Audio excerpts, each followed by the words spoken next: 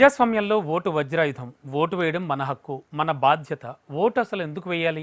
Vote ప్రాధాన్యతపై ప్రముఖులు, ప్రభుత్వ అధికారులు ఏమంటున్నారు? వారి మాటల్లోనే విందాం.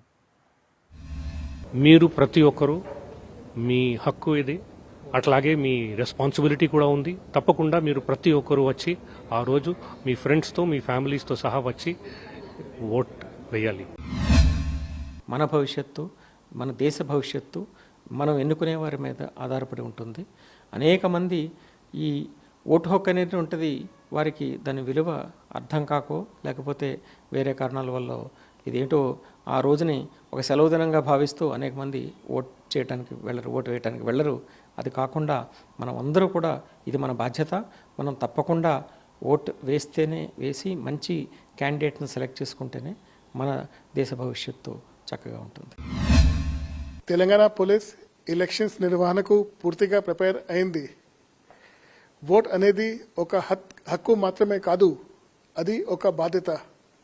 I appeal to all citizens to come forward and cost they vote.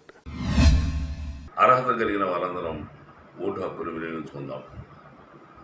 మంచి నాయకుడిని ఎన్నుకోవాలి అంటే ఓటు హక్కును సద్వినియోగం చేసుకోవాలి. పోటీ చేస్తున్న వారిలో మీకు ఎవరు నచ్చకుంటే నోటాకు ఓటేద్దాం, కానీ ఓటు హక్కును మాత్రం తప్పనిసరిగా వినియోగించుకుందాం. యువత అంతా ఓటు హక్కు వేసి మంచి ప్రభుత్వాన్ని, మంచి నాయకుడిని ఎన్నుకోవాలి. రండి, కదలండి, ఓటేద్దాం. ఎన్నికలు ఉన్నాయి.